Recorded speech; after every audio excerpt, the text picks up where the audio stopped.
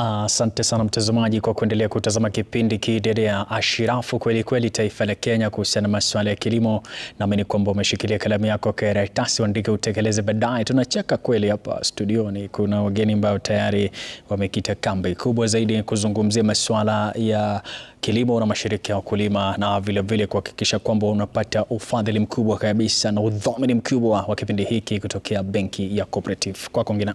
All right, as promised earlier, we told you we're going to be joined by the head of agricultural cooperatives at the Cooperative Bank, and she's here with us, Ms. Esther Karaoke. Thank you so very much for making time to be with us in studio today. Now, we are talking about cooperative societies and also clean renewable energy, which the Cooperative Bank has been very keen on making sure that farmers are now adopting. Unajua wengi wetu wakisikia tu bank, wakisikia ni Coop Bank, unafikiria tu pesa ya biashara and doing different things, but you've been very keen to make sure that these farmers are doing more than just producing food. They're also using clean renewable energy. Please talk to us as why that was very important for you and what did you see is a gap in there that you chose to fix? Thank you so much, Ngina. I think as a bank, obviously we are aware and we are alive to the fact that as a bank we will exist in the future. We are not only doing banking and supporting farmers today, but we will exist into the future. So we want to be part of securing our future as a people and making sure that our planet, our environment is clean and sustainable. So just participating in the bigger agenda of sustainability and climate, curbing climate change. So we do know that some of the agricultural practices that farmers engage in contribute to negatively impacting climate and the environment.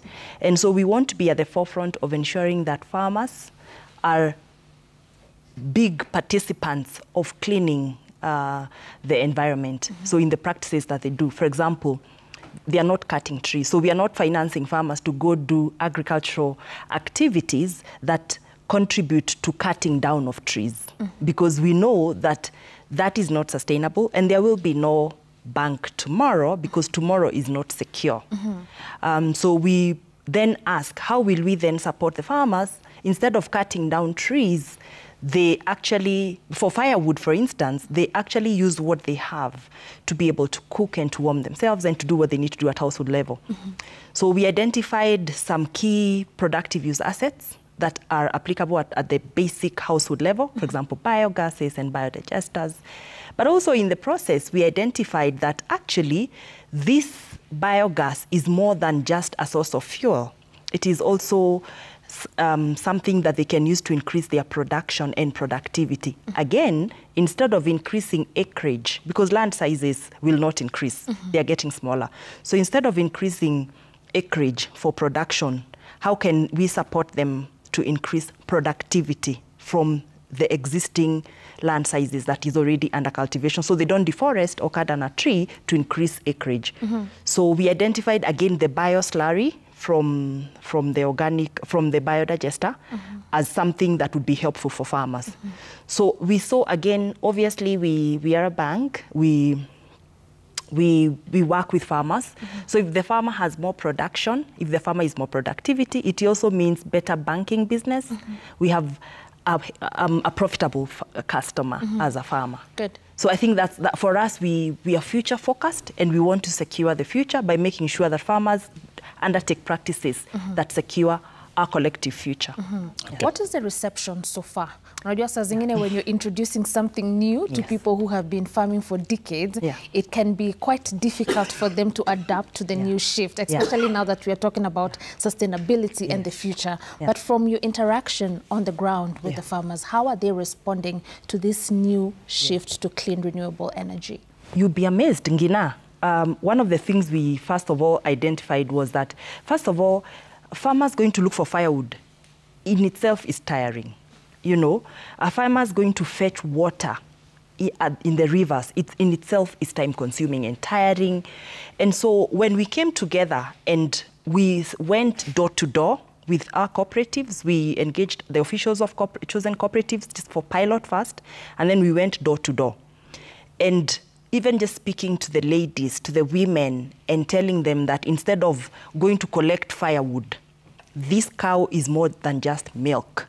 This cow is your source of fuel for cooking. And then we did the math. We did basic math. If you can't cut down a tree, you have to buy the firewood. How much does it cost you to buy a mzigo of firewood? You have to buy charcoal for chapatis. And sometimes when warming the house, how much do you buy charcoal then on a monthly basis? Many people have LPG gases, MECOs. So if you go to a basic household, you'll find there's firewood, there's charcoal, and there's LPG gas. When you add all that, it comes to about 4,000 shillings per month. So all that is saved. So I think for farmers are rational people, they are rational business people. And when you do the math and they realize they will save, they were so eager to have this biodigester, for instance, installed, and that their milk that they deliver to their cooperative is their repayment, that you don't pay upfront, it's installed, and your deliveries every day to your cooperative as milk is what will pay. Okay. It made sense. Sawa, wakati umeunganisha tena kuhusiana na maziwa, tukiwa Meru tukafanya makala kuhusiana na milk chillers. Yes. Najua kuna wakulima wanakutazama sasa hivi wakisikiliza cooperative, wanajua wamefufuka kweli. Kwenu mnanuia kuwafikia namna gani hasa cooperative ambazo sasa hivi bado hawajafikiwa na ngependa pia kupata milk chillers? Na kuna swala mnasema kama cooperative kwamba wawe katika mashirika ya wakulima ili wasaidike. Wangependa kukusikiliza sana pia kuhusiana na namna ungependa waje pamoja, na watakuja kwa nambari ya watu wangapi? Asante. Milk chillers ambazo zinatumia solar, jua, kuweka baridi, ni teknolojia ambayo imeshafanyiwa test na ikapatikana inafanya kazi.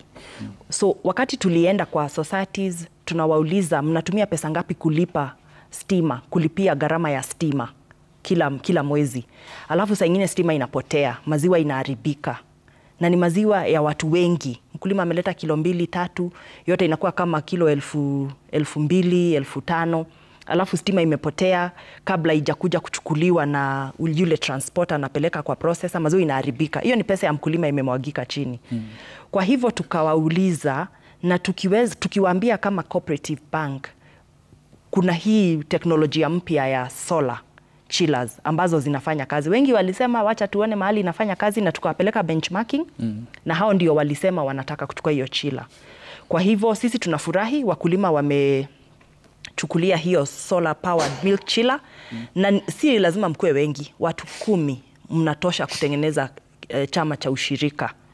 Na mkileta maziwa yenu pamoja, bora tu mmefanya hesabu muone hiyo chiller mnaweza nukua mnaleta tu maziwa 200, lita 200, lakini chiller inataka pengine ile inapatikana ni ya lita 2,000. Unaona sasa capacity inakuwa kubwa. Kwa hivyo ni vizuri mlete wengine, muungane mkiwa wengi, pia muongeze maziwa yenu ndio itoshe hiyo lita inatumika kwa hiyo chiller. Lakini sisi kama cooperative bank, bora wakulima wako na maziwa, wanataka chiller, wako kwa cooperative society ama kikundi, sisi tunawakaribisha, na gharama tu ni 10%. Kwa hiyo chiller unalipa tu polepole, interest tu ni 10%. Right. Good. So when we were having this conversation, Mr. Jamrick alisema cooperative societies work best for long-term crops as opposed to short-term crops. Later on, I'd want for you to tell us how true that is. Mimi kama mkulima wa sukuma, nikikuja na cooperative society yangu kwenyu kama Cobank, will you accommodate me ama pia nyinyi mmeshikilia the long-term crops? But before we get to that, Jamrick, umesikia tukiambiwa kwamba you're saving on costs now that you're using the solar power water pumps. Nataka tuambie kitambo, before you started using this technology, cost yako ilikuwa ngapi? Ulikuwa unapata gharama ya aina gani? Alafu compare with what the situation is right now, umeweza kusave hata pesa kiasi gani? Thank you very much. Wakati sijajua mambo ya solar, tulikuwa tu bado na shinda kwa sababu sehemu zetu hakukuwa na stima. So ukiangalia ile maisha tulikuwa tukiishi, especially kama ni writing, unakuta tunatumia ile karoboti gataandika ile ya kuhakisha ile nishikilie niweze kutandika. Hiyo hiyo at least ukiangalia wakati ule ilikuwa bado ilikuwa budha. Mafuta, kerosene, bei na tena na riski. Ilikuwa so very risky, upande pengine hata na manyumba kuchomeka, mambo ya, na wakati wowote ungekuwa hata ukienda mahali na kuna watoto nyumbani, bado you are not secure. Unasikia kwamba you're not secure sababu anything can happen in this house, na unaona kwamba kitu inaweza kutendeka pale. Lakini kwa sababu ya solar sasa mahali hata hakuna stima, unajua hata akishika pengine ikatike, lakini haina madhara. So ukiangalia hiyo ni benefit. Alafu ukiangalia upande mwingine kama sasa mambo ya maji, kama ni maji nilikuwa nimeeleza pale mbeleni ya kwamba ile kuchota maji kutoka mto, na mto huko mbali inabidi ungalimu 150 per drum, na pengine kama sasa niko na ng'ombe nakunywa maziwa, niko pengine na tuboga pale inaitwa kitchen garden, so inahitaji maji. So utakuta kwamba mboga kwenda dukani kununua inakugharimu. Na kama ni kwako nyumbani umelima terere, umelima nini, mchanganyiko, at least hata na afya yako inakuwa vizuri. Tumagonjwa hii ndogo kwa sababu ya lishe bora hakuna. So kuna benefit nyingi sana. Sawa. Yes. Nafurahi sana mtazamaji, bila shaka tumeketi kitako taratibu kabisa kufuatilia masuala mengi kuhusiana na kujiunga na mashirika ya ukulima, ufadhili mkubwa kabisa kutoka benki ya Cooperative. Kwa sasa tunakwenda mapumzikoni kidunya kuhusiana na masuala ya muhtasari wa habari. Ikifika saa 1 basi itakuwa radhi usalie papo hapo. Twende mapumzikoni.